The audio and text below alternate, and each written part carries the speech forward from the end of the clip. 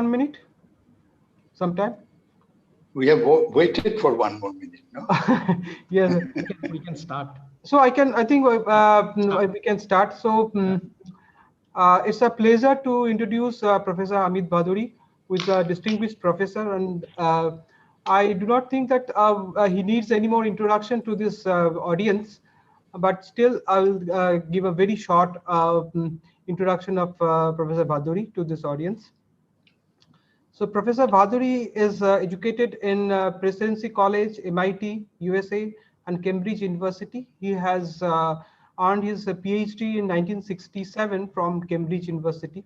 And then he have taught in different internationally reputed organizations in universities as professor and visiting professors. That includes Presidency College, Indian Institute of Management, Calcutta, Delhi School of Economics, Jawaharlal University, Center for Development Studies, and then El Colegio de Mexico in Mexico, and then Stanford University, USA. And also he has, so I'm just naming a few, then Pavia University in Italy, and then he has also, has been fellow in various uh, institutes of advanced studies in Austria, Sweden, Germany, and Italy. And also he has been part of various expert bodies of United Nations and served as a member of commissions in national and international bodies. Professor Bhaduri has written almost 70 papers in standard international journals, and he is also currently in editorial boards of 5. He has 8 books. I mean, still he has written 8 books. Some of these are very much known, and we all know about some of these. For example, the economic structure of backward agriculture, which is a very renowned book. The macroeconomics, the dynamics of commodity of production. This is a textbook in macroeconomics, which I have also read. And then in the 90s, he has written unconventional economic essays, then an intelligence person's guide to liberation in the 90s, and then on the border of economic theory and history. In the later phase, he has written development with dignity, employment and development, the face you were afraid to see. So several of these, I just of these books are very renowned, very well known, and they have, many of them has been translated in different European and Asian languages. Professor Bhaduri has been selected, internationally selected as a professor of clear fame in Pavia University, Italy, which he gave up in 2009. And he was also as emeritus professor in Jawaharlal University, but he left that in protest against throttling of dissent by the administration. So that's mainly work life, and he has also earned different prizes, recognitions and prizes. So some of these are like Leontiev Prize, which is given by the Tufts University. Then he has been awarded as Professor of Clear Fame by Pavia University, and different recognitions by Indian Council of Social Science Research and Economics. He has received the Stevenson Prize for his PhD work in 1967 from Cambridge University. So the PhD scholars also should be, thrilled to know that. Last of all, I know Professor Bhaduri as my teacher in JNU. Oh, One of the things. So I which was in year? 98, 2000 batch. So you were there for some time. Then you probably left. So that's why Sorry. one of the book was my textbook. One of the book we just talked about. Okay, so we are honored to have you, sir, in this talk. And I just want to mention that Sri Dilip Rath, who is the chairman of IRMA as well as NDDB, has also conveyed his regards to you. So that's one more thing. So just wanted to share with you that. So anyway, so I don't want to elongate it. So I will request Professor Bhaduri to start his talk today, and I'm sure that everyone is waiting for that. So it's your, Professor Bhaduri.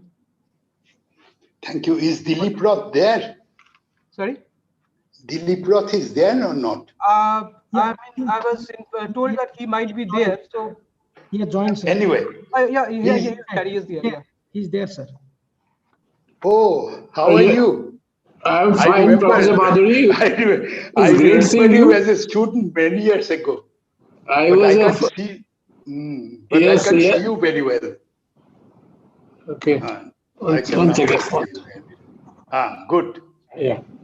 Good to see you. That's So, a real bonus. So I remember you, sir, as one of my, initial mentors in macroeconomics. And I remember I tried to keep you in academics, and you joined IAS, right? Right, sir.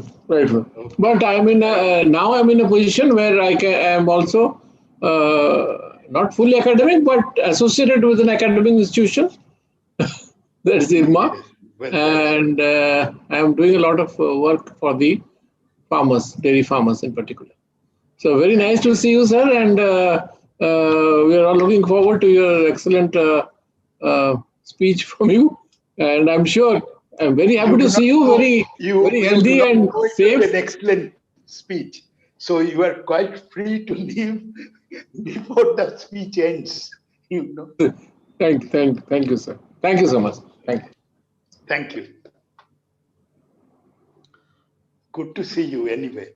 I very often wondered where you are. You were with Sitaram Yechudi and all these people, no? Were you the right, same Sitaram and CP Chandru. Chandru and you and Yes. First batch of the regular master's program in JNU. When I was teaching macro and Keynes and so on, I was also trying to present it differently. I remember your Kaleski box approach in explaining the. It has left a great imprint in my mind, at least. Your teachings and your. I will just tell you one thing and then I will start. Somebody, who is now I think the finance minister in Kerala. What's his name? Yes. Current finance minister in Kerala. Thomas Isaac. Thomas. Yes. Thomas and I were on the dais and he was supposed to just introduce me and he started talking about the boxes, how simple it is to explain macroeconomics. So I told him people are getting extremely bored, please. Chalo. Thank you so much. Yeah. Thank you. Yeah. So thank you, Mr. Rath. So I think it's over to Professor Bhaduri. Sir, I also remember these boxes. These are very popular among students. We still remember. But in JNU. Yeah, in JNU. But in JNU, in Latin America, in many other, in Germany, several places where I taught, but they did not go down very well when I tried to teach them in, what do you call it? In Stanford, in MIT, in American University.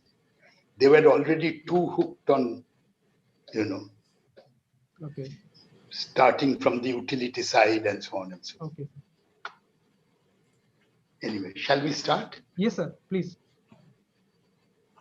Okay, I have to change here. Now, you see the lecture which I am going to give is actually on a very simple theme, though I call it demystifying. It is on a very simple thing. It is about how economics should combine by very obvious reasons. On the one hand, output, production, and so on.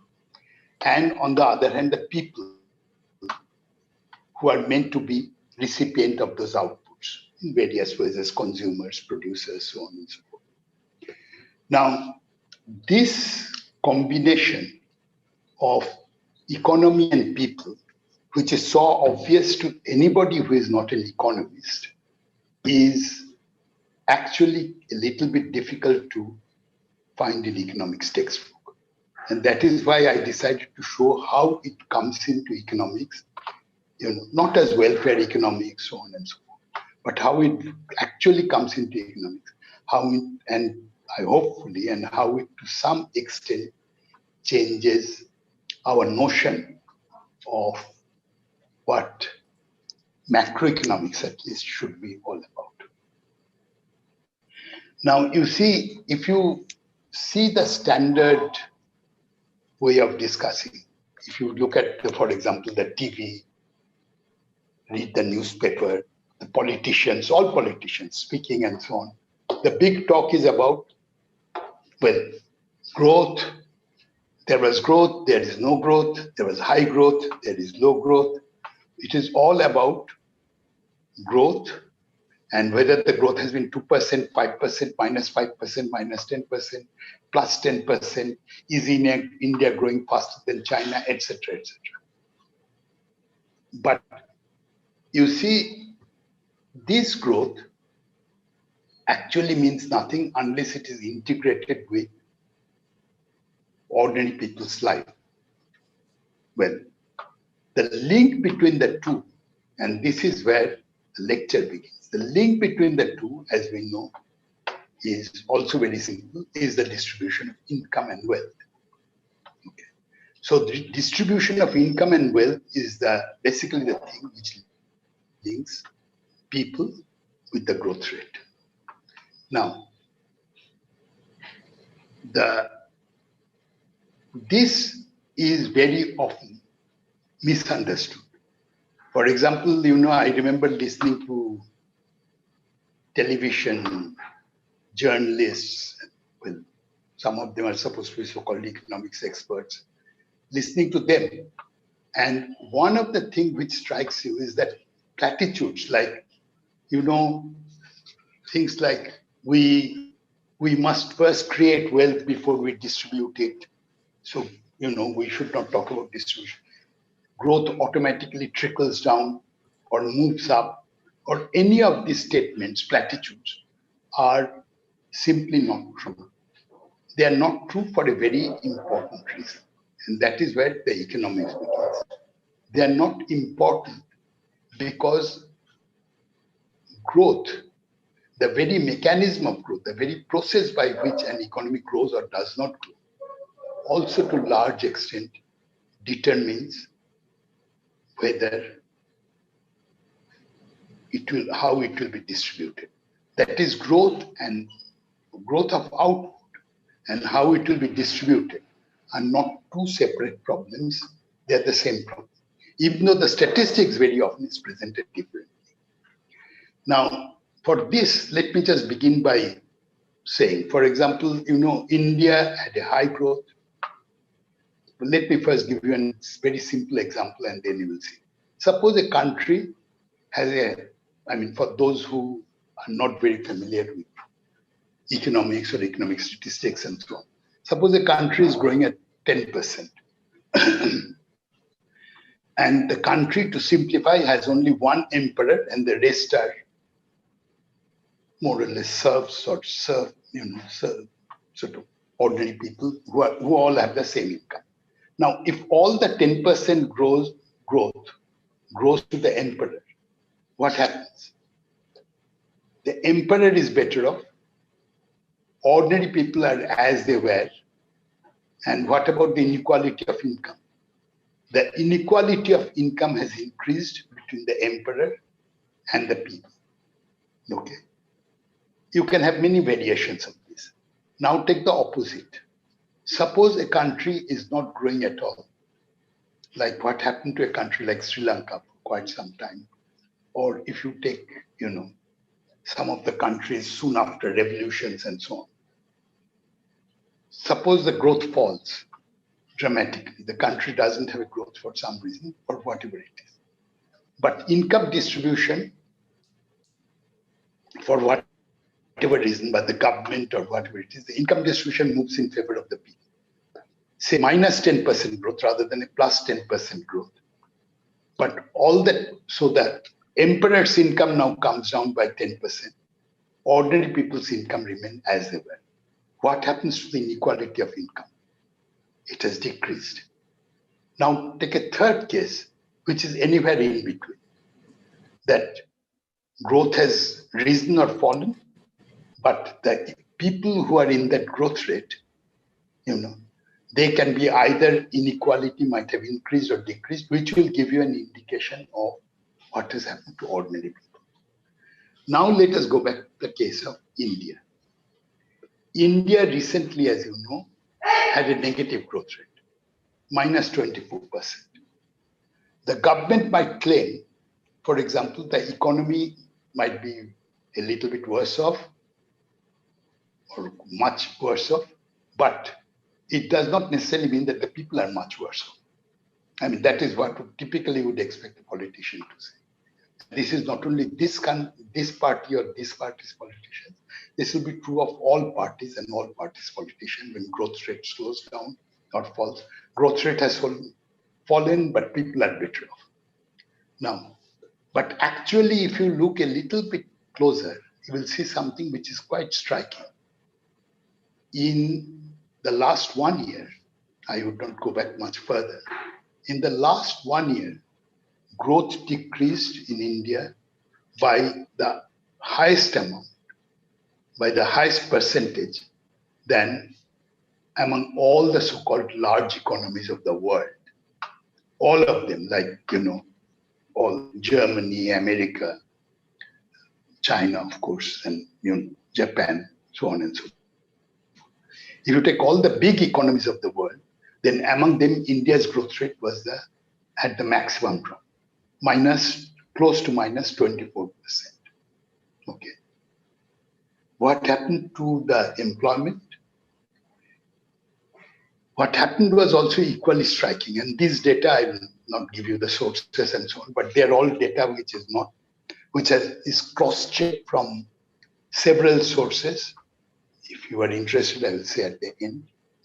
For example, if you take the growth rate fell by about 24-25%, but income distribution moved in favor of the rich people by 35%. In Trump's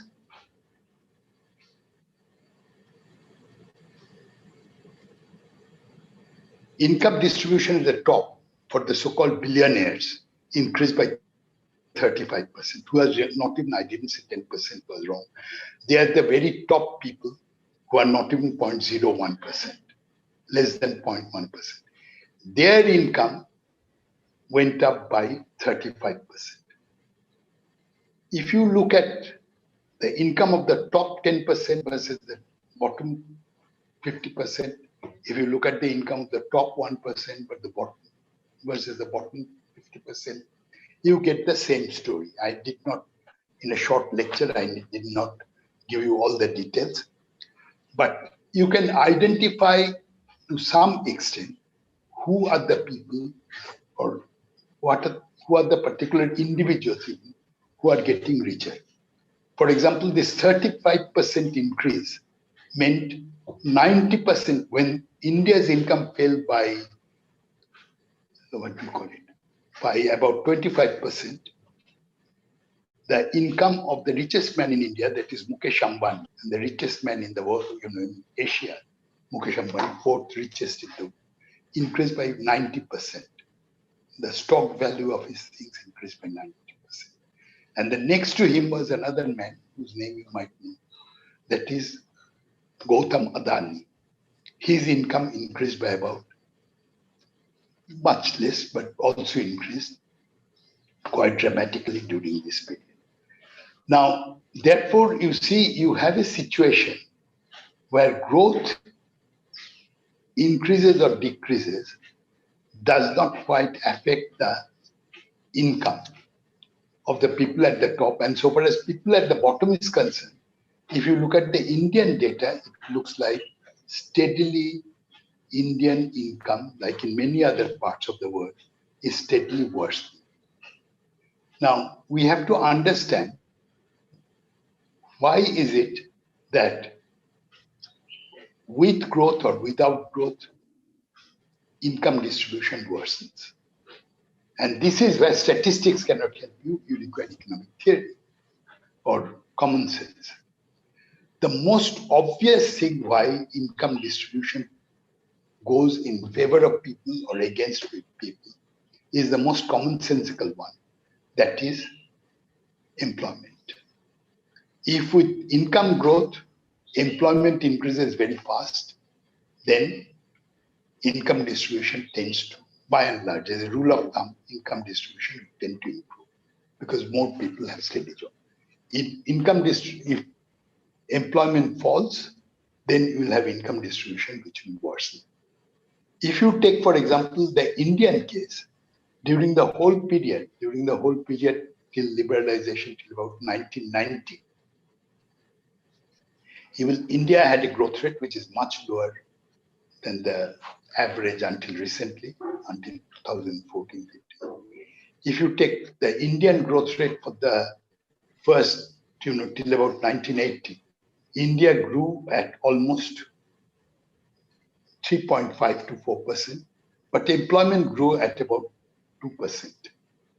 So you see, growth was more or less increasing, but so was employment. If you take the period after so-called liberalization, Indian growth went up to an unprecedented 8%. And you hear it all the time on the TV until recently when the growth started falling. But when Indian growth was really increasing at about 7 to 8%, employment growth by government statistics was increasing only by 1%. Only 1% compared to 2%. What was happening in between? Why was it that Indian growth was not increasing? Indian employment was not increasing, despite the high growth. The reason for this, which usually people pick up, is, well, there was a change of regime. Certainly there was a change of regime in terms of economic regime. India went in a deliberate way for liberalization and so on. But basically it meant, the liberalization meant growth changed from the government taking the lead.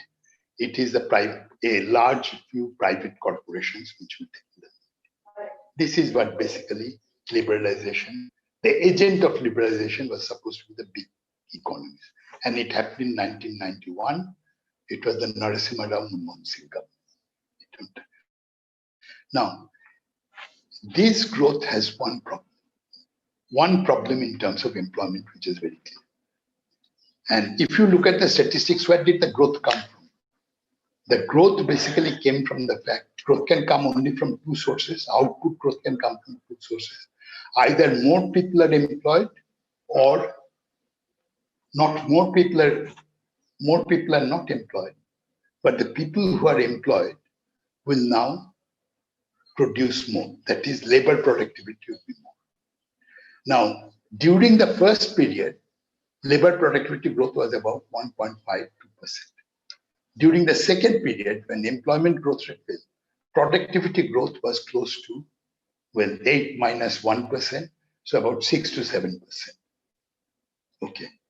Now, why is this growth in labor productivity? Why was there such a dramatic difference in the growth in labor productivity of the organized sector? Growth of labor productivity in the organized sector dramatically grew. That's for the obvious reason which anybody would tell you, any economist would tell you, that is, as growth increased and labor productivity increased, this was brought about by large corporations. Now, what do these large corporations do? These large corporations, under liberalization, had to compete. This was our strategy, had to compete in the global market. Competing in the global market meant they will reduce their cost, what economists call unit cost per unit of labor. This will go down, and this can go down by increasing labor productivity. If you increase, this will go down if you can improve the quality of your good. Rather than depending on people, you depend on reliable machines. And if you want to compete internationally, you have to do on-the-job delivery, on-time delivery with quality control.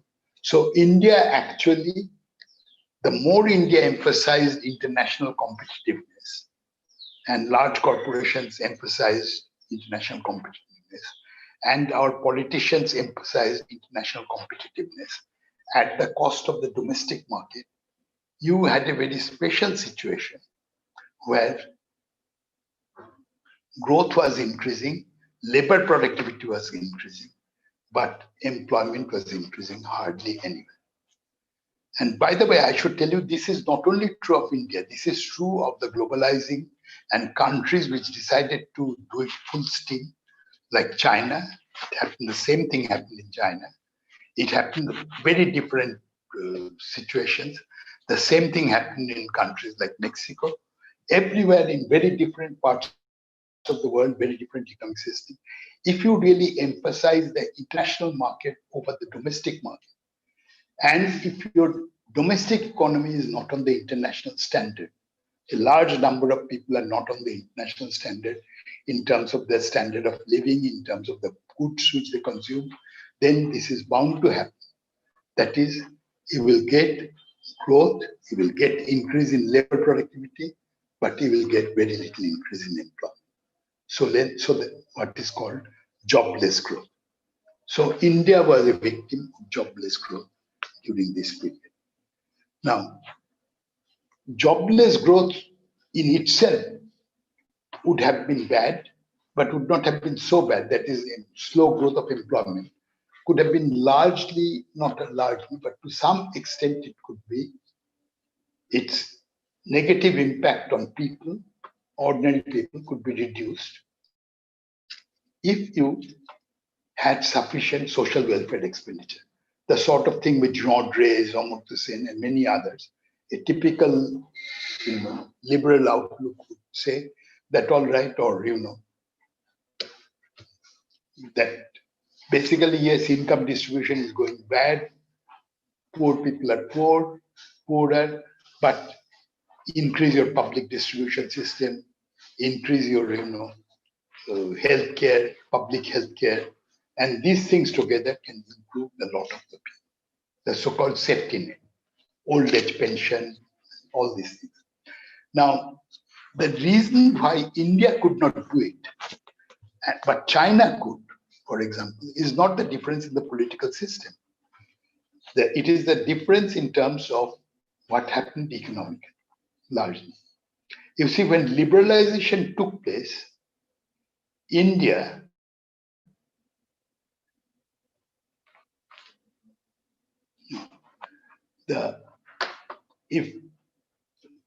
when liberalization took place, what was happening in the Indian case was India was increasing its export, certainly through international competition.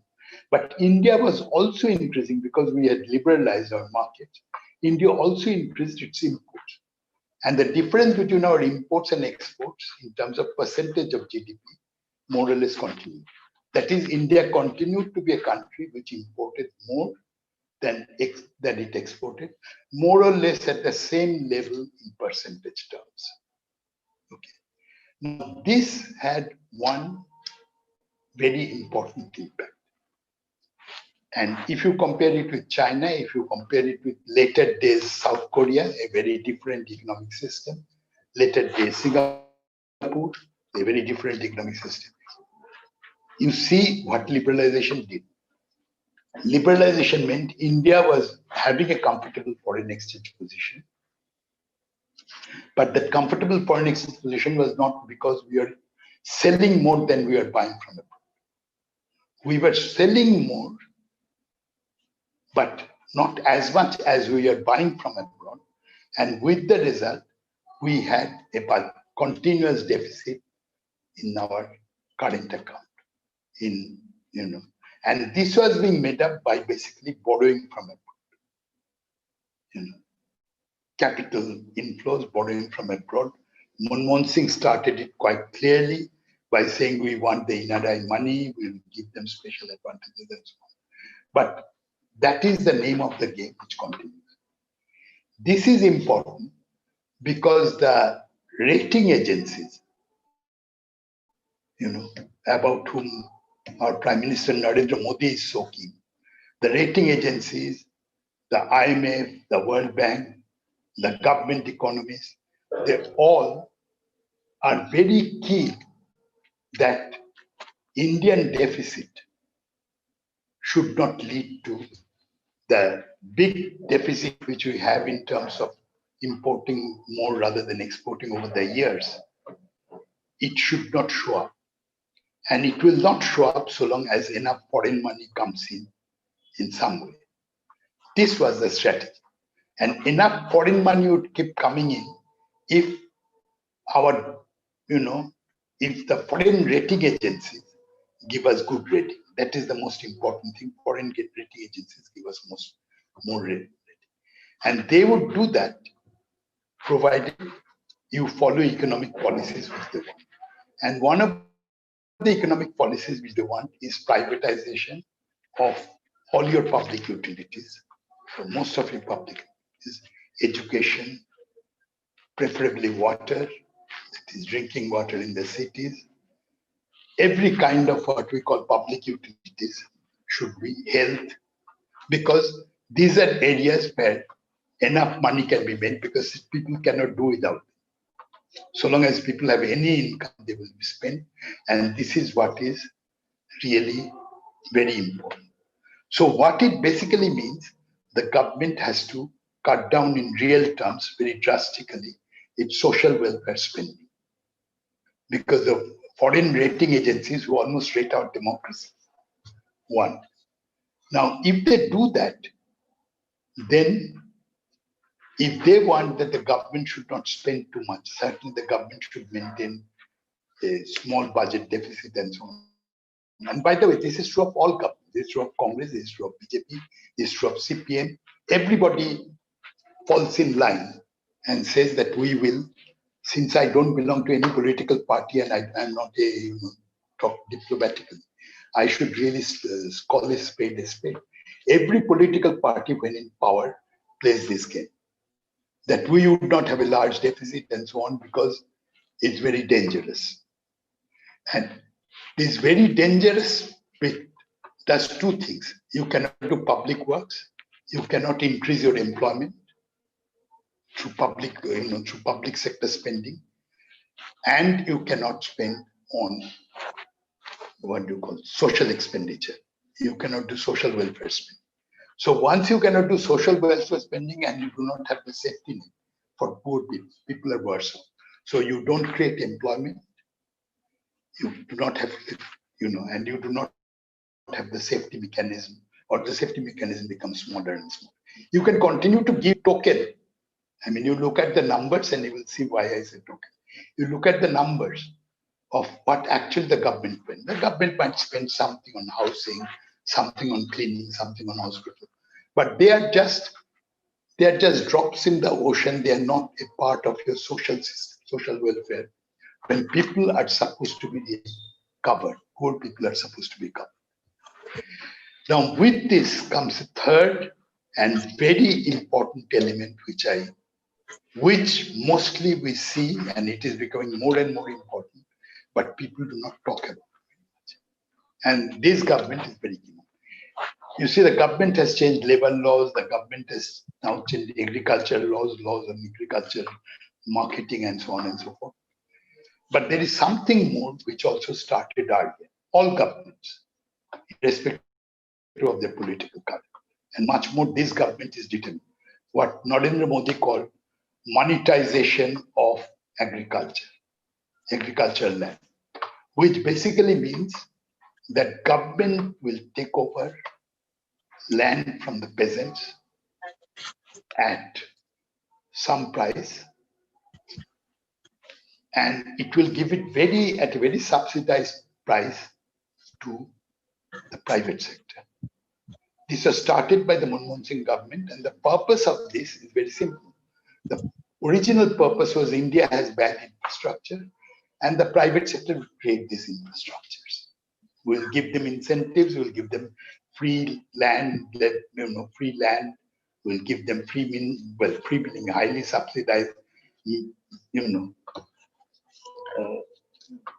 mineral resources, we'll give them free, semi-free water, we'll give them mountains, we'll give them seashore, we'll give them everything, and they will just develop the country in terms of industrializing and doing this. Now, This is to incentivize the public sector.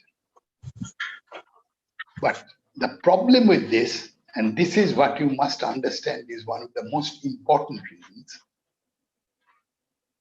What this means is when you take over land, and when you take over, for example, whether it is in Orissa or it is in Bengal, or whether it is in Gujarat or wherever it is, unless it is completely land which is not used almost by anybody, taking over of land typically means a lot of people lose their livelihood.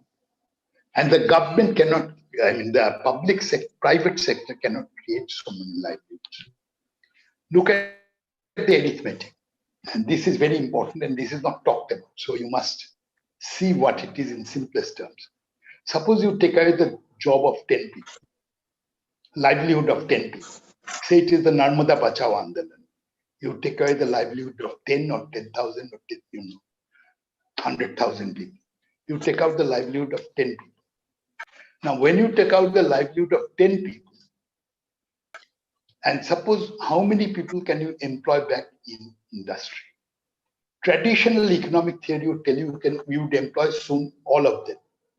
The so-called frictional unemployment. There will be some frictional unemployment, but soon everybody will be unemployed. This will not happen.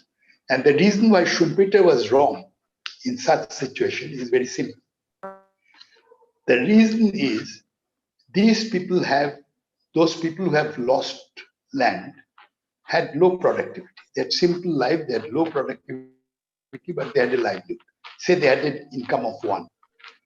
Now they have a productivity much higher. Suppose they have a productivity of 10 or 5.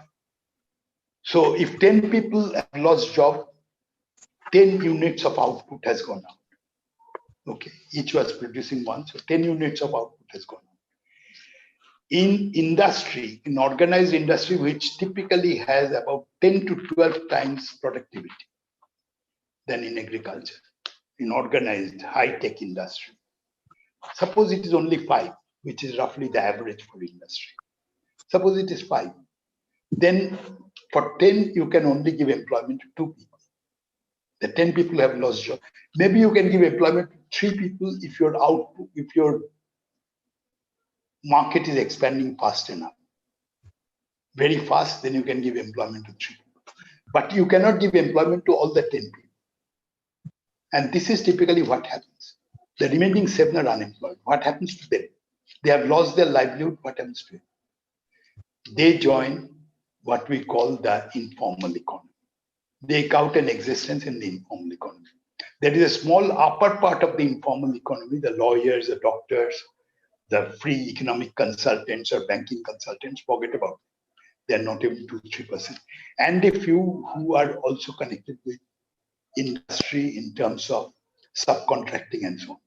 But most of them are fair. Most of them are in taking out a living in the informal economy. So this is where the problem arises and makes itself most visible. We living in big cities actually become worked up as middle class people or upper middle class people, saying that, the environment is deteriorating because there's too much of congestion in the cities. The schools, hospitals, everything are overcrowded. And all this is true. But why is it that it happens? It happens precisely because you are taking out more jobs than you are creating in the villages, than you are creating in the industry. And the surplus labor, which has lost its livelihood because land has been taken away from them, is, has no other way to go but the informal economy and crowd the cities or crowd the villages. You look at the Indian data and you will see the informal economy increases more or less. I mean, you can do statistics, you can do the elasticities and so on, but you can see the increase in the informal sector is actually sharper than increase in the employment it keeps in pace. The employment in the informal sector, which basically means the people who do not have anywhere else to go, those people are becoming increasingly more rapidly than what industry is increasing. So you have three different reasons. That is all I can say now. First, you don't create employment because you require mechanization to compete internationally. Second, you cannot create, safety net because you import more than you export, unlike China, and therefore your balance of payments is has more deficit, and you cover it up by getting short-term, what you call capital flows, but they always create a problem that unless you follow more or less the policies of the credit rating agencies and the large banks, money might flow out, the capital fly. And the third reason is you try to have a model of industrialization where you will destroy more livelihood than create jobs. This is not a place to say what could be done, alternatives, and their political feasibility. But one last important thing I must say, it has a purpose. You see, there is one of the greatest physicists of the 20th century. He was asked to give a lecture on economics. He didn't know any economics and so on. But he said something which is very simple. He said, I don't understand that suppose the president, that is in the United States, suppose the president sees that these policies will create depression, a deep depression. But why should the president be bothered, about a depression if it actually is good for him? There is nothing which stops him from doing this. Why is it not good from him? Because we assume that in a democracy, the president is responsible to the ordinary people.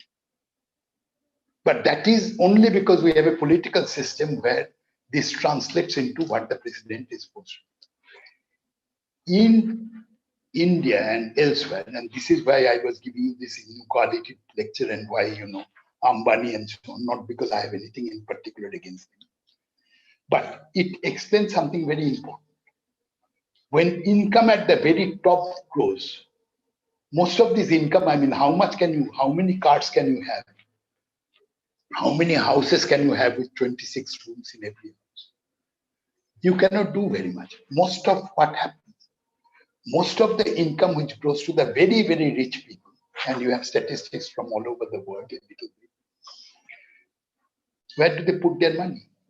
They have to put their money in the stock market, in their own stocks, in other people's stock, in buying back stocks. They have to put their money in the stock market, in acquisition, in merger. Ambani's, for example, went into a Facebook acquisition. Now, when you do this, you have an artificial way, and I will end this, but this is very important for a big part of my audience who are middle class to remember, that this is one of the clues to what is happening to Indian economics and to Indian politics, and it's almost never talked about.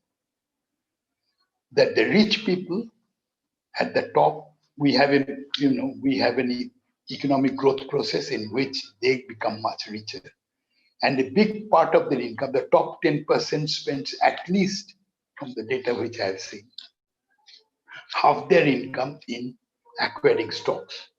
Not top 10%, I'm sorry, top 1%, but who have much more than 40% of India's income today. Spend most of their income because they cannot keep on having more houses and they cannot having more real asset wealth. So they buy shares. When they buy shares, the demand for shares go up, share prices are up. So you have a psychedelic situation where the economy is not doing well. Right now, the economy is in a minus 24% growth. And they say this year the growth rate will be minus 10%. So output growth in any case is 4. Since demonetization, since labor laws, since migrant workers, and now since the new agricultural policy of, the poor people certainly are not doing magnificently. I don't think anybody can say that poor people are doing magnificent. So in a situation like this, a group, not only the top, very, very top billionaires, but there is a middle class which supports this policy for one particular reason. They look at the stock market and they say, well, the stock market is doing very well. Now you go back and see your TV. From my old student Pranay Roy, who is one of the better ones, to many others who are not my student, you see them talking, the well-known, journalists and the well-known, many others. What are they talking about most of the time? They're talking about economic growth, and if not economic growth, whether the stock market is doing well or not. The stock market for them is an indication of economic growth. It is not. And that is the name of the game which this government is playing. Thank you. I have finished. Thank you. Thank you, Professor Bhaduri, for the enlightening lecture. So maybe we can take a few questions for discussion. So the house is open now for questions. I see Amita Shah after a long time. I hope she will ask a question. Ma'am, you have to unmute.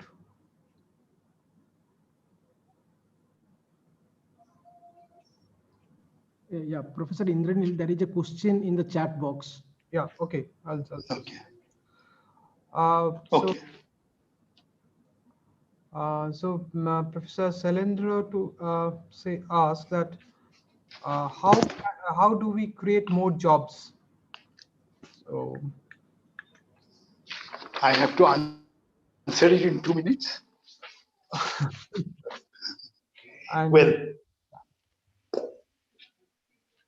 shall I take a few questions and then answer them? Yeah. So I just so there is one one Professor Selendra, how do we create more jobs? Then Mr. Dhiji Guru, he has asked, how does the unorganized sector and those engaged in it figure in the economic growth numbers? So that is the other question. So 2 questions we have. I don't see any other questions in the chat box.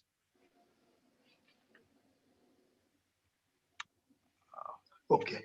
Shall I let me then take these two rather than? Yes, sir. Well, how do you create more jobs in Indian context? I think basically the answer, I did try to write a book to say what I think, a book which was called Development with Dignity. But basically what it tried to argue is that, and that was very early, around 2000, soon after the liberalization. The basic argument is that in a poor country like India, where most people, at least 70% and probably close to 85% of the people, live at a standard of living and with the kind of goods which they consume mostly, which has nothing to do with what you can export internationally in the market. From the high liberalization, basically this shift of globalization at that time and even now basically means that you emphasize the foreign rather than the domestic market. The first thing to understand, and China has understood it, the first thing to understand is emphasis must shift back to the domestic market. That is, you must produce more for the majority of people who live in the country. This is not nationalism. This is for creating jobs. You must create more. You see, you have a problem here, and which is already I mentioned in the lecture. China can do it, and China already is doing it because of the situation. That basically what happens in China's case, because it has a huge export surplus and it does not depend on the international credit rating agencies and so on and so forth. They can actually shift over to the domestic market quite easily. or much more easily. India will run the risk if it tries to shift over to the domestic market. It will run the risk of capital flight, a disastrous fall in the foreign exchange, in the foreign exchange deficits and so on. No government is willing to do it. The dangers, and this is true of the whole of Latin America, this is true of India, this is true of much of South Asia. And this is why a shift of gear back to domestic market is much more difficult than it appears on paper. But I think it has to be recognized. To the extent you can shift back to the domestic market, you should think of their producing goods for home, producing goods, and so far as land acquisition and things like that is concerned, you do much more decentralization. That is, you leave it to the panchayats to do it. Panchayats are as corrupt as the local governments, but not more corrupt or less corrupt. But you have an advantage which in statistics you call the law of large numbers. You have, 33 lakhs, when I last counted, 33 lakhs of elected representatives. Even if 10 or 20% of them are not corrupt enough, are not in a position to be corrupt enough, they will do a better job of selecting local, and this is particularly true for places like Irma to emphasize. This will be very important to almost create a social movement.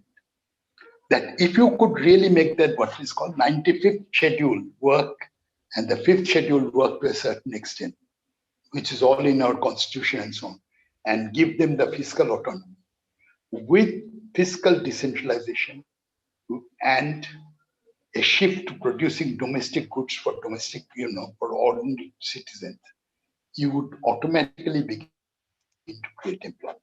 I think if you are really interested in reading the book, I don't want to advertise myself.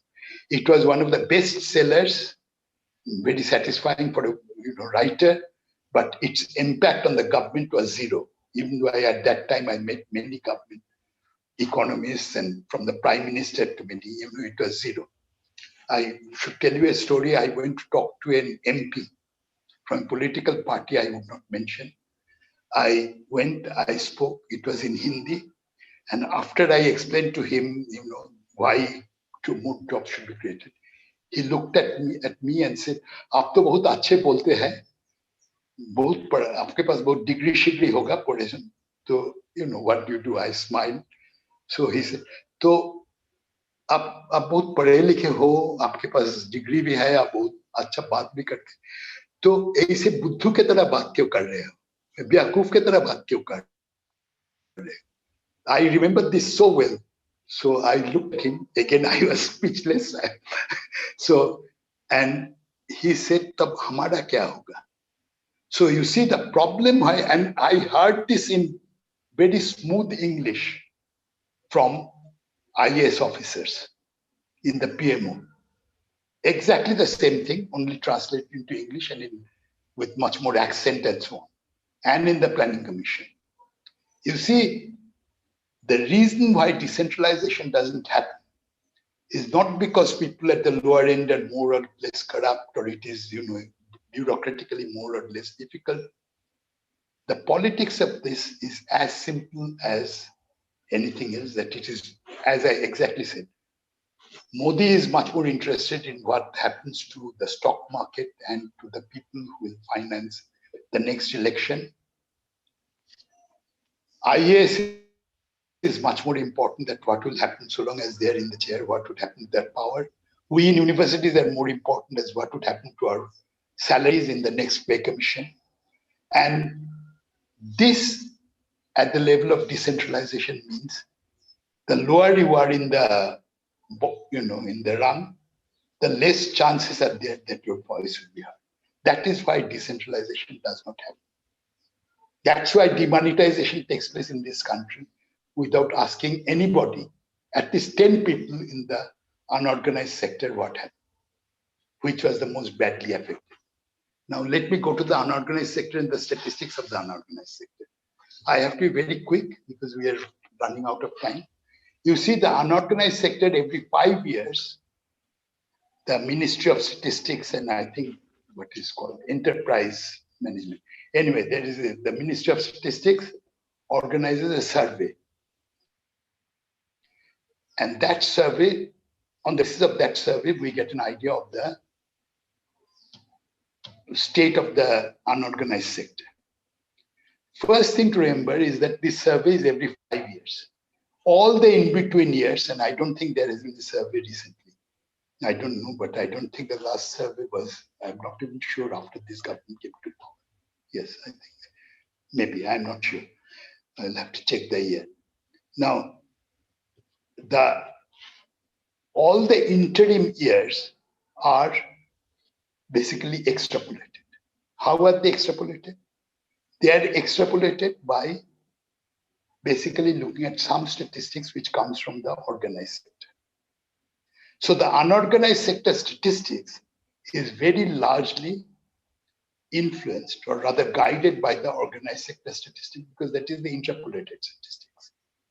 That the statistics which is not real, that is the statistics which you do on the basis of other things like income tax collection. Now, who the hell, pays the income tax among the lower bottom in the unorganized sector? Nobody. But income tax data is the one which you use to state the economy of the unorganized sector, and so on and so forth. I could give you more examples. Now, these basically makes the unorganized sector statistics very problematic in India. And this is why you tend to overestimate it. Only one final thing and I will end. And this is very interesting from the point of view of economics and from those of you who are thinking of doing a PhD in something which is quite different and novel on the Indian economy. You see, I don't know if you hear on the TV Ravish Kumar and so on and so forth, who very often speak on, in the Hindi channel. One of the things which came out is when the lockdown was taken away, lots of people went back to the unorganized sector to work. Now, the people who went back to work in the unorganized sector, most of these were self-employed people. You see, you cannot afford to be unemployed.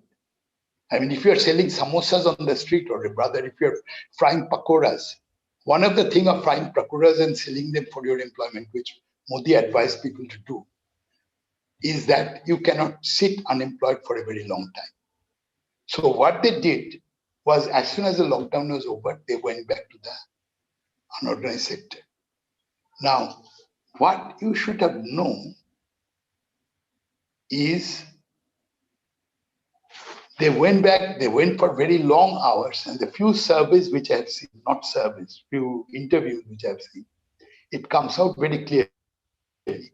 Suppose they used to be out for 10 hours, 12 years, now they might be out for about 14 hours, 16 hours, rather than 8 hours, 9 hours. But they're employed in terms of, now this is the part which you should remember for those of you who are, if you are doing PhD or guiding PhD thesis. They're time-wise employed. If you do a survey in terms of how much time your principal status, in terms of time for which you are employed. Okay. Because you are working, actually you are overemployed. You are working 14 hours a day. But if you look at in terms of income, you are underemployed. Why? Because there are no buyers in the market. From demonetization onwards, there have been as everybody keeps on saying, effective demand, government should pump in money and so on. It has become conventional wisdom. But because the demand has dried up so much, there is a gap, and I'm sure, though I have not been able to do the statistics, I would not be able to do it myself either. But between time-wise employment and income-wise employment, or there is a growing gap. It is like, and this would be a very good indication, because as I have said, unorganized sector has such poor statistics. It will be a very good indication of the health of the unorganized sector. I don't think anybody has thought about it, but this would be an excellent. You just simply take the ratio of time-wise employment to income-wise employment, and you will see. Thank you. This is a conjecture, of course. Okay, so thank you. So there was a question exactly in these lines of what universities can do in terms of research. I think you have already given the indication for that. So I'll just, is it possible, sir? Can we take a few more questions? Maybe a couple of that. Do you have time? I can take questions. Okay, so I think we can take a couple of questions. So there was a question, I'm just summarizing it, that, that there is a lot of different agriculture infrastructure projects and different bank loans has been provided. But what kind of impact on individual or group borrowers do you visualize from the roles? Will it create more indebtedness among rural people? Will it result in suicide? I mean, in terms of probably the question is from Dr. Uday Shah. So it is more of regarding group lending and its risk. Okay. So, yeah. Is there any other question? I can take Yes, sir. one. Then. So there's a question is that the stock market is increasing at the same time. How the stock market is still doing going up, as most of the richest people prefer to invest in stock market. My question, I'm just reading out. My question was that if this is true, then how the stock market gets impacted by any global negative news. That is, in COVID lockdown, starting stock markets went down badly for few weeks. Then it is going well in months after months. So any thought about this? Okay. No more question, right? Sir, there is one more. I'm just time-wise. Okay, this is the last. Yes, sir.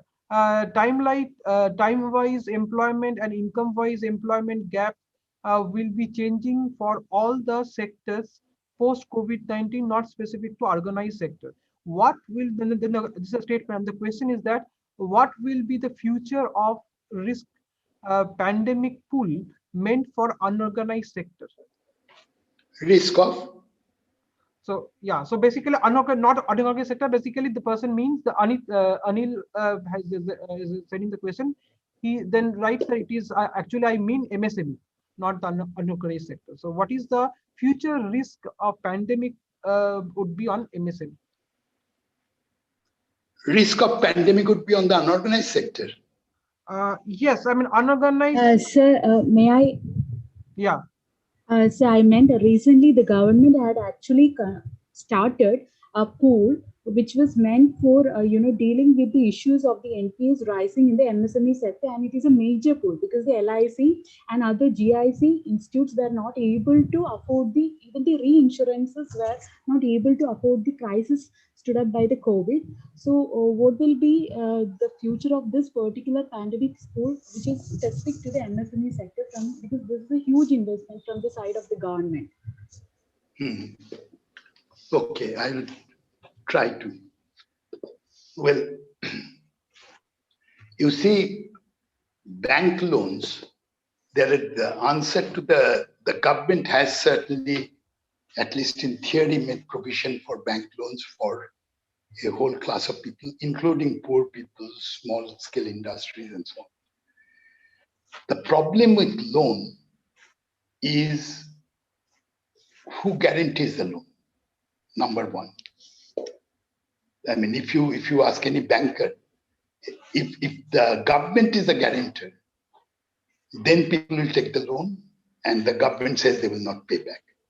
So, but in this case, the government is not the guarantor, and the poor people say that if we take the loan, precisely for the question for the reason which I said, that,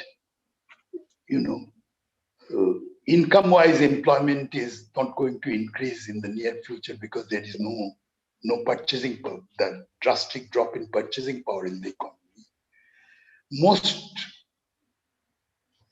small and unorganized sector enterprises, and there are enough of statistics on this, say that we cannot take bank loans because we cannot pay it back. If we take the bank loan, what would be And the banks will say that on what basis shall we give the loan? So actually, if you look at the realization of the bank loans, it is very little.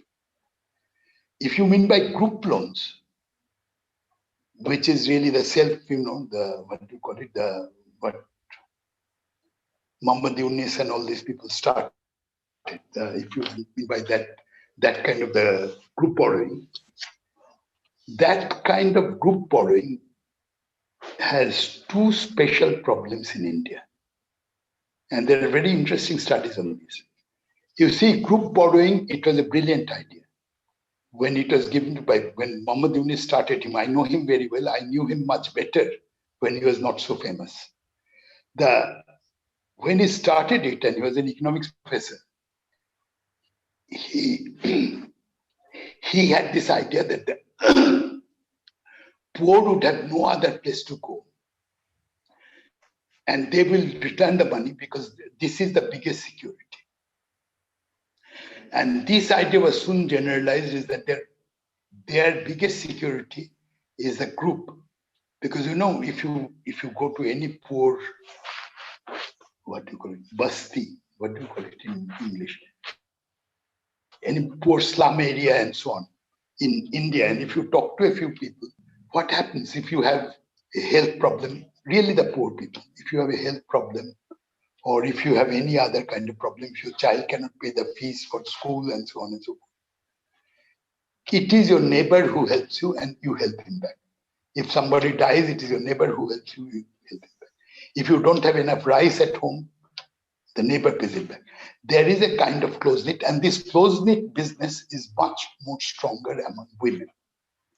Men very often tend to, at least according to Muhammad Yunus, and I think he was right, tend to drink away if they get cash and so on and so forth. Women don't do it. By the way, Keynes also said it.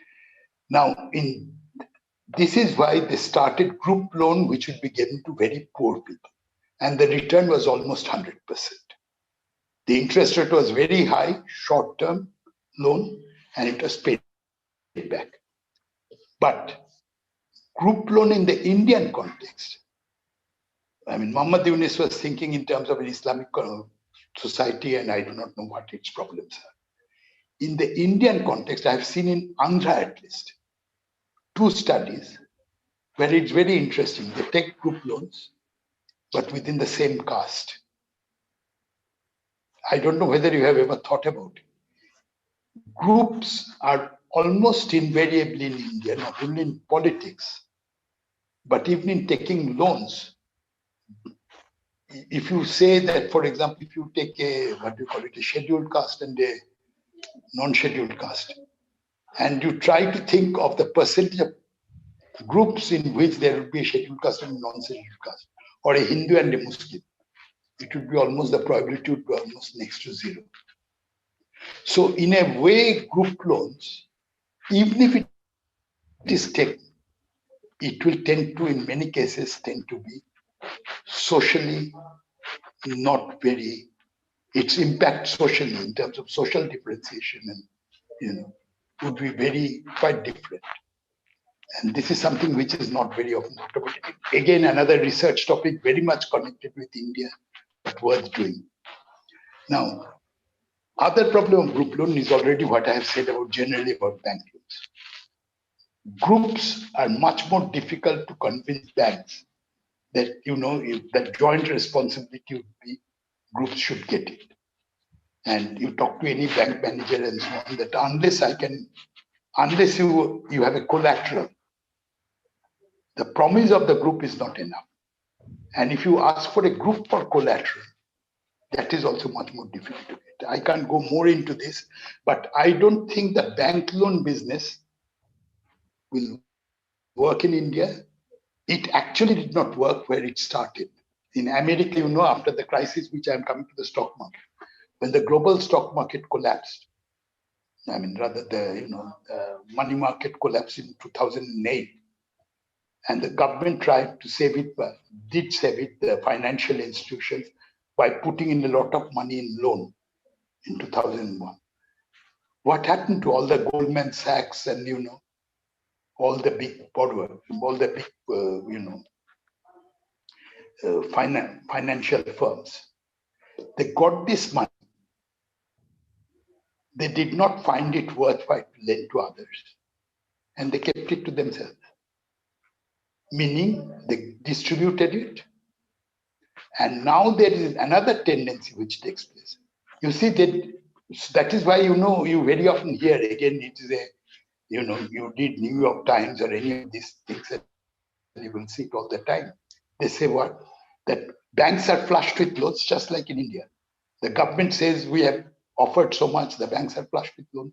Let poor people come and borrow. Banks say that how can we give them? They're not credit worthy. Whether it's group or as an individual, they're not credit worthy. And this problem is so acute in America. That is why the economy continued in its slow growth for many years. The bank may be flushed, there may be liquidity, but liquidity does not mean it will be borrowed. That requires the investment climate. And the investment climate in India is thus. And this is where, since I was going to talk about the global market, I've already said about the global market. The global market's impact on India now has been very good in terms of one thing. The global market is flushed with money, and a big part of this money, they are now almost, begging is not the word, but they're now just soliciting poor countries to take the money as loan.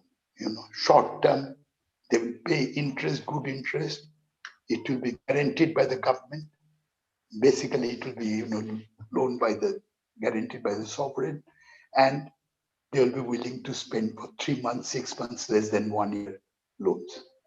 So the government strategy of getting, as I said earlier, financial, to make up for the stock market, for the current account deficit, by continuously borrowing, is excellently covered today by the fact that the global market is flushed with money. Our banks are flushed with money, theoretically, because the government says you give the loan without guarantee. But we say that you give the loan. The global markets are actually flushed with money. And a big part of the money does come to the emerging markets like India. So this is very good for them. But that's about all. Now, I did not quite understand the time-wise and income-wise employment business, but you see, and its relation to the stock market. Its relation to the pandemic. You said that it is connected with the pandemic. Was that the question? No, sir. The question was that you mentioned that the time-wise employment and income-wise employment gap is, happening in the unorganized sector. But that is actually a gap that is relevant to almost all the sectors in our economy, especially when you look at the tertiary service-related sectors, especially IT, BPM sectors and all. This is I understand. Okay. Say. And the second question was that government is trying to create a risk pandemic pool in order to meet the issues faced by in terms of loan insurance failures done by this MSME sector. So what do you think? They are pulling in a okay. The insurance question is very easy to answer, and I'll give you an answer. The insurance question is exactly the same answer as what I said about bank loans. You see, if insurance is if you are told that you take this insurance on such and such terms, it is exactly like saying that you take the insurance on. And if you look at the insurance statistics, I have not looked at it very closely, but I have looked at the insurance statistics very briefly. There are experts on this. But if you look at the insurance statistics, there is something very important, that it is an area where insurance money has been paid. Carefully notice what I'm saying. Insurance money has been paid, even it has been paid by the government to private insurers, private insurance companies. But private insurance companies have disbursed less amount of loan to the poor people than it has got from the government. That is that, if I say that I guarantee your insurance and I get 100 rupees for it, the private sector has not, the private insuring companies has not still given out 100 rupees to poor people. So you see that if you really wanted to deal with the pandemic and also wanted to, with the earlier question of how to create jobs, we missed in India an excellent opportunity. This is not an opportunity which exists so much in Europe. We could strengthen our private health center. We could strengthen in many ways, the testing at the private level. So basically at the very low level, with 6 months training or 3 months training, we could do a better healthcare system. This is how, for example, a country like Cuba, which has one of the best healthcare systems for among poor or even among rich countries, actually went. And you don't have to agree with its political system, but you must know that, creating health for poor people, creating health for everybody is something which the pandemic was calling for. And not only this government did not do it. For example, people I know, Aam Aadmi Party, refused to say that we will take the, corporate, will force the private hospitals at a certain level to do certain things, train so many people for ordinary work. You see, nobody did. Nobody in power did anything, whatever the name you give, in terms of trying to deal with the pandemic, in terms of, public health, creating public health. Zero. India's track record is simply zero. Now, on the impact of the pandemic, the impact of the pandemic is, it's a statistical question, but the impact of the pandemic is not uniform. It's just not true on the formal and the informal sector, just like that. And I give you only two statistics. You look at sector-wise, decrease during the pandemic. Actually, we published a paper.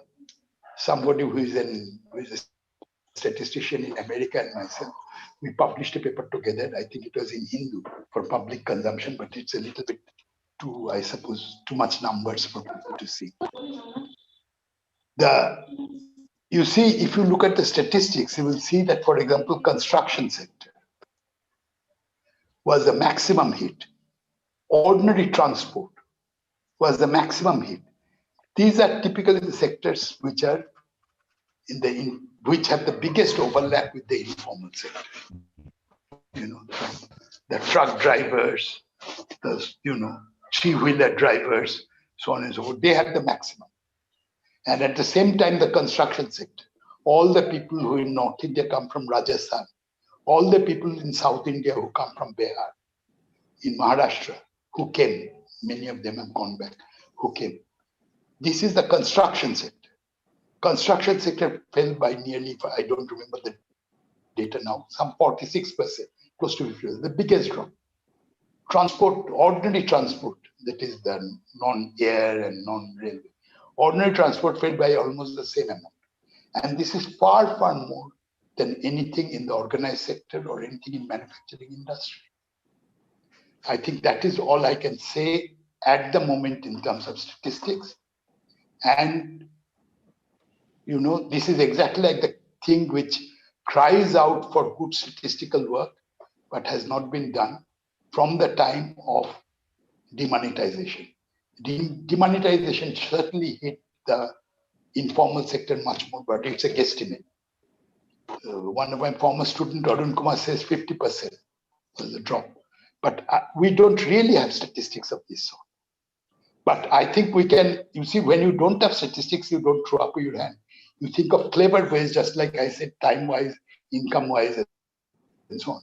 There are various clever ways in which you can get around the problem, at least to get an idea. Thank you. Yeah, Professor Bhaduri, can I ask you one question?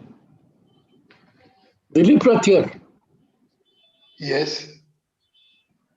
So, yes, please. I think you delivered an excellent lecture covering the entire gamut of the current scenario. The macroeconomic, you have demystified the all the issues. So what I understood is that what you're saying is that inclusive economic growth is the key, and it is also desirable considering our own constitution and policies enunciated by our policymakers in the past. So everybody would subscribe to that. Inclusive economic growth. So it's not minus 10% or 23%, minus 23%, but a more equitable distribution of that negative growth is important. So since in IRMA and in National Dairy Development Board, we are looking at a scenario in agriculture, which is primarily smallholders dominated system. So the recent farm sector reforms, the three legislations which have been enunciated by the Government of India, it is extremely important and most welcome and desirable. But do you think that they are not enough? Is there something more which you can think of? That is, if you are looking at millions of smallholders against thousands of or hundreds of buyers, is it not a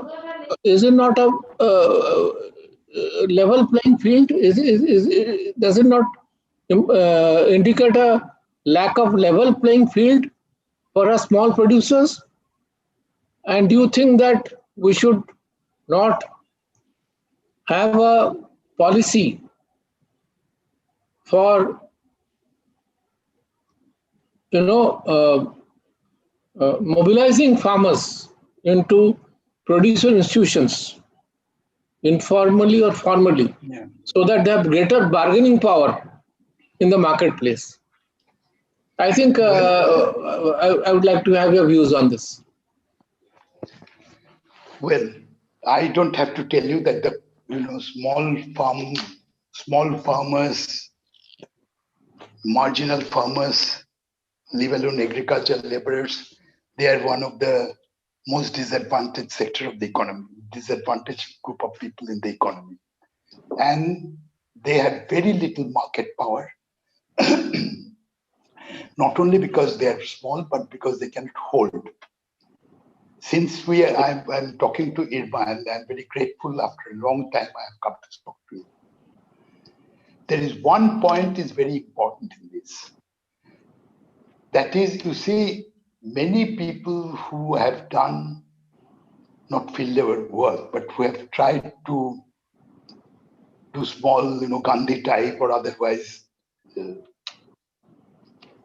local village improvement kind of thing. One of the most successful things, and which was one of the things which when I was first saying development with dignity is the little book which I had written for how to create jobs. One of the most important things which could be done and which is very little done is, what do you call it? Storing, warehouse facilities for grains. You see small farmers everywhere, and Gujarat is actually, hello? Yeah.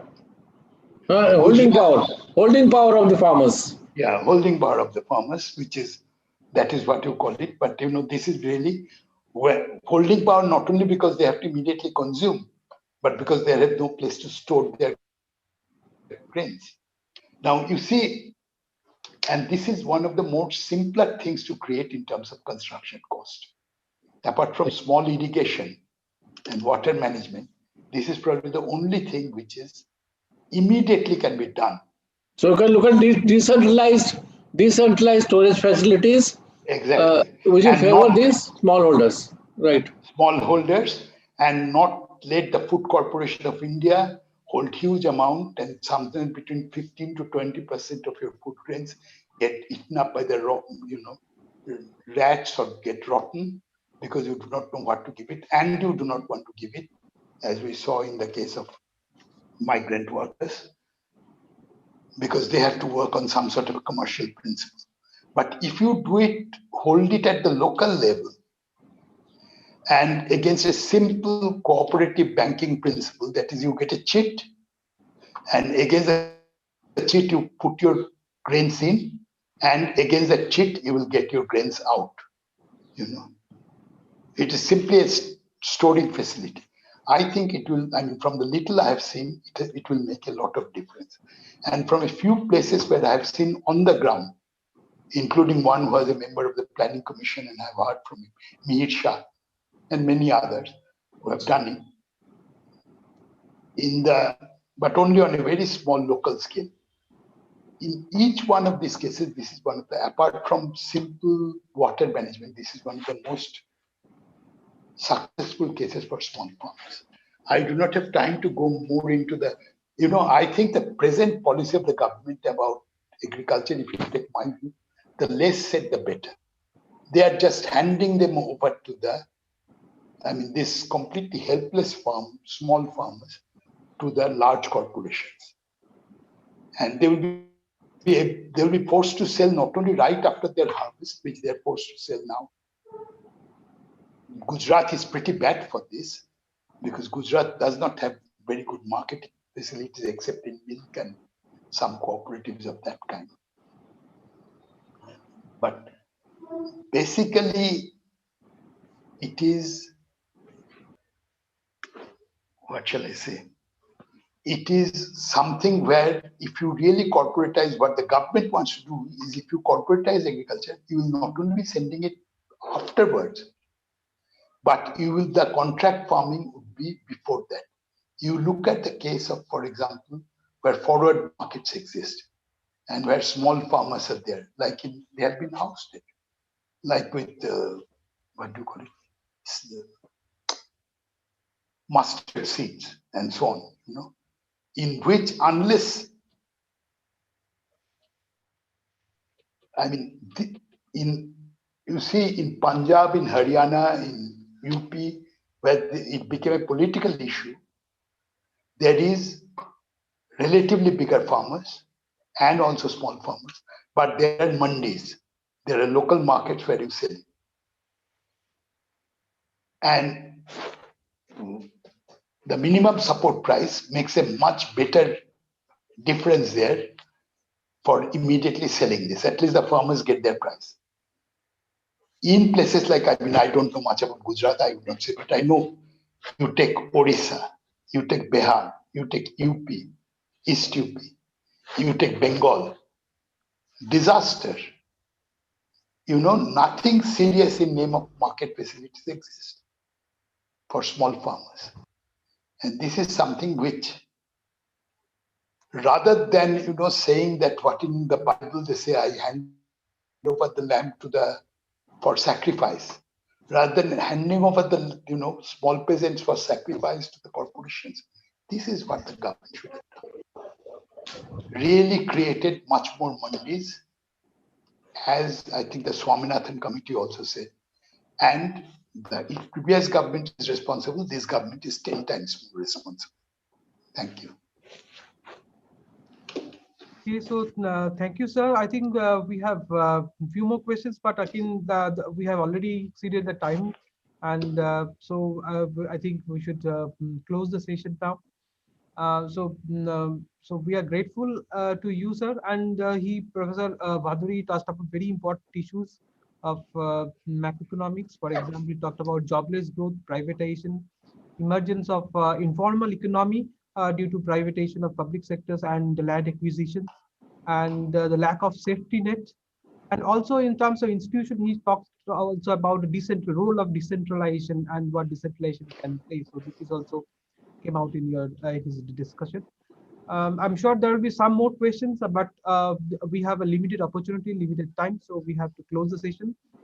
So thank you, sir, for associating with us, for giving us a lecture. So this is, I think, after in 2010, you came to IMA probably for some academic engagements, and then this is the, I think, after that. I think for the revision of syllabus. Yes, yeah. So Rajiv Gandhi also came. I don't know what he was doing, but he also came. Okay, sir. I'm sorry, not Rajiv Gandhi, Rahul Gandhi. Yeah. Okay, yeah. Okay, sir. Thank you very much. Hope we will be able to conduct our session sooner. Thank you, sir. Thank you very much. Thank you very much. Can I talk to Amita Shah? How are you? I am so glad to see you. Professor Hibu, can you unmute Professor Shah? Can you unmute? So you please unmute yourself also. Both of you are muted. Actually, I am not the one who can unmute. Sivans can do it. I will just speak to her. But Professor Amita, if you are listening to us, can you unmute your device, ma'am? Sir, I actually cannot unmute her. Okay. She'll have to do it herself. Call her. Why don't you call her on the mobile? Okay, I will call her. You write me an email. You just tell her to send me an email. I will answer it.